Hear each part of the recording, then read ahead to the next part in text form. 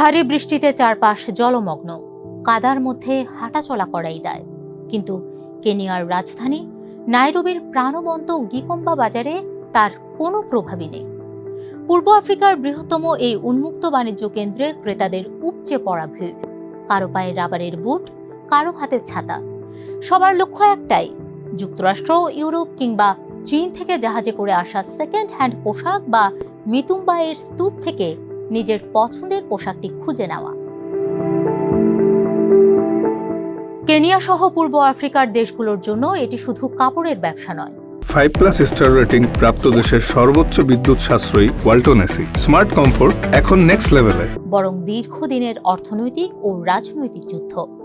একদিকে বিদেশ থেকে আসা সস্তা কাপড় জনসাধারণের কাছে সহজলভ্য, অন্যদিকে নিজেদের বস্ত্রশিল্প গড়ে তোলার স্বপ্ন। এই দুইয়ের টানাপোড়েনে এক চিরস্থায়ী সংকটে অঞ্চলটি।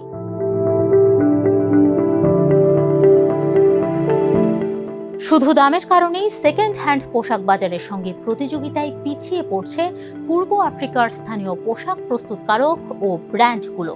কেনিয়ার নারীদের পোশাকের ব্র্যান্ড জিয়া আফ্রিকার প্রতিষ্ঠাতা জিয়াবেট বলেন, আমরা সেকেন্ড হ্যান্ড পোশাকের সঙ্গে প্রতিযোগিতা করছি, কিন্তু দামের কারণে প্রতিযোগিতা করতে পারি না। একই সুরে কথা বলেন তানজানিয়ার দার এস সালামের কুয়া ক্রিয়েশনসের মালিক এলিজাবেথ পল। তার দোকানে একটি পোশাকের সর্বনিম্ন দাম 50,000 তানজানিয়ান শিলিং বা প্রায় $20। এলিজাবেথ জানান, লোকেরা আমাকে সরাসরি বলে, আপনার একটি পোশাকের দামে 10টি সেকেন্ড হ্যান্ড পোশাক কিনতে পারি, তাহলে কেন শুধু শুধু বেশি টাকা খরচ করব?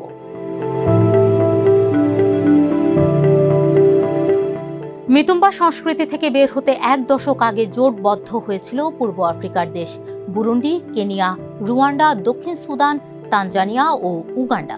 2015 সালে সেকেন্ড হ্যান্ড পোশাকে উচ্চ শুল্ক বসানোর সিদ্ধান্ত নেয় দেশগুলোর সরকার। কিন্তু পথ আটকায় বৈশ্বিক পরাশক্তি যুক্তরাষ্ট্র।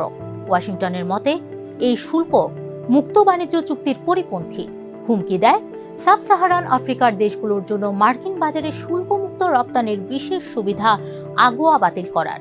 এই চরমপত্রের মুখে রুয়ান্ডা ছাড়া বাকি সব দেশই পিছু হটে। মাথা নোয়াতে রাজি না হওয়ায় রুয়ান্ডার পোশাক রপ্তানির ওপর 30% শুল্ক বসায় যুক্তরাষ্ট্র। 2016 সালে সেকেন্ড হ্যান্ড পোশাক আমদানির ক্ষেত্রে কেজিতে $0.20 থেকে বাড়িয়ে $2.50 শুল্ক নির্ধারণ করে রুয়ান্ডা। দেশটির বাণিজ্য মন্ত্রণালয় জানায়, কর বাড়ানোর আগে মোট পোশাক আমদানির 26 থেকে 32% ছিল সেকেন্ড হ্যান্ড। 2 বছরের মধ্যে সেটি কমে 2 থেকে 7% নেমেছে।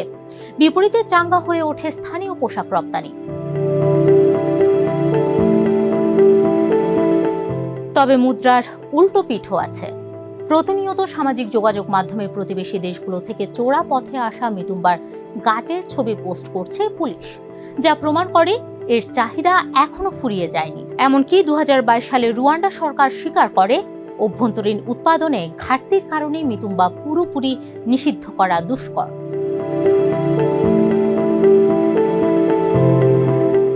রুয়ান্ডার পাশাপাশি অন্য দেশগুলোও এখন উপায় খোঁজার চেষ্টা করছে। উগান্ডার রাষ্ট্রপতি একসময় ব্যবহৃত পোশাককে মৃত শ্বেতাঙ্গদের পোশাক বলে তীব্র সমালোচনা করেছিলেন। এবার পরিবেশ রক্ষা ও দেশীয় উৎপাদন বাড়াতে উগান্ডা সরকার বিদ্যমান 35% আমদানি শুল্ক ও 18% ভ্যাটের পাশাপাশি আরও 30% অতিরিক্ত পরিবেশ শুল্ক আরোপ করেছে। স্থানীয় সংবাদ মাধ্যম দ্য কাম্পালা রিপোর্টের বরাত দিয়ে বিলে বলা হয়েছে, এর উদ্দেশ্য পরিবেশের অবক্ষয় হ্রাস এবং দেশীয় উৎপাদনকে উৎসাহিত করা। বর্তমানে আফ্রিকায় ব্যবহৃত কাপড়ের সবচেয়ে বড় আমদানিকারক কেনিয়া। জাতিসংঘের তথ্য অনুযায়ী 2022 সালে দেশটি প্রায় 1,80,000 টন মিতুম্বা আমদানি করেছে, যা 2013 সালের তুলনায় 76% বেশি। সম্প্রতি কর ব্যবস্থা পরিবর্তনের প্রস্তাব এলে কাপড়ের দাম বৃদ্ধির আশঙ্কায় তীব্র প্রতিবাদ জানায় জনসাধারণ। ফলশ্রুতিতে সেই পরিকল্পনা বাতিল করতে বাধ্য হয় সরকার। তবে দেশীয় শিল্প রক্ষায় নতুন পোশাকের তুলনায় সেকেন্ড হ্যান্ড পোশাকের উপর ইতোমধ্যেই 30% বেশি শুল্ক চালু রয়েছে। মিতুম্বার উপর 35% আমদানি শুল্ক থাকলেও দার এস সালামের ইলালা বাজারে এখনো উপচে পড়া ভিড়। ক্রেতারা বলছেন, কম দাম, ভালো মান ও নান্দনিক নকশার কারণেই মিতুম্বার চাহিদা বেশি। সেকেন্ড হ্যান্ড পোশাকের ব্যবসার সবচেয়ে বড় শক্তি হল কর্মসংস্থান। মিতুম্বা কনসোর্টিয়াম অ্যাসোসিয়েশনের তথ্য অনুযায়ী পূর্ব আফ্রিকায় প্রায় ৪৯ লাখ মানুষের জীবিকা এই খাতের উপর নির্ভরশীল। আমদানিকারক, দোকানি, দর্জি থেকে শুরু করে বাজারের ছোট ব্যবসায়ীরাও এর সঙ্গে জড়িত। তবে বিশেষজ্ঞদের মতে এই ব্যবসা দীর্ঘমেয়াদে অর্থনীতিকে খুব বেশি শক্তিশালী করে না। ক্লোদিং পভার্টি বইয়ের লেখক ডক্টর অ্যান্ড্রু ব্রুকস বলেন, শুধু বিদেশি পণ্য এনে বিক্রি করার এই ব্যবসায় উৎপাদন কম, তাই কর্মসংস্থানের সুযোগও সীমিত। কেনিয়া ফ্যাশনস কাউন্সিলের প্রতিনিধি লিসা কিবুতুও বলেন, এসব কাজ মানুষকে বড় ধরনের উন্নতির সুযোগ দেয় না, বরং দিন আনে দিন খায় অবস্থায় আটকে রাখে। যদিও মিতুম্বার কারণে এখন গরিব মানুষও তুলনামূলক ভালো পোশাক পরতে পারে। মিতুম্বা ব্যবসার বড় বিতর্ক হল পরিবেশ দূষণ। চেঞ্জিং মার্কেটস ফাউন্ডেশনের ২০২৩ সালের এক গবেষণায় বলা হয়েছে, কেনিয়ায় আমদানি হওয়ায় সেকেন্ড হ্যান্ড পোশাকের বড় অংশই নিম্নমানের। সেগুলো সরাসরি আবর্জনায় পরিণত হয়। এসব কাপড়ের বেশিরভাগই প্লাস্টিক তন্তু বা সিনথেটিক দিয়ে তৈরি, যা পরিবেশের জন্য মারাত্মক ক্ষতিকর। বিশেষজ্ঞদের মতে এত বিপুল বস্ত্র বর্জ্য সামাল দেওয়ার মতো অবকাঠামো আফ্রিকার দেশগুলোর নেই। তবে ব্যবসায়ীরা এই অভিযোগ মানতে নারাজ। তাদের দাবি, ব্যবহৃত কাপড় বিক্রি আসলে নতুন পোশাক উৎপাদনের চাপ কমায়, ফলে পরিবেশও কিছুটা রক্ষা পায়। এদিকে প্লাস্টিক তন্তু দিয়ে তৈরি ব্যবহৃত পোশাককে আনুষ্ঠানিকভাবে বর্জ্য ঘোষণার পক্ষে মত দিয়েছেন বৈশ্বিক বর্জ্য চুক্তি বাসেল কনভেনশন এর সদস্যরা।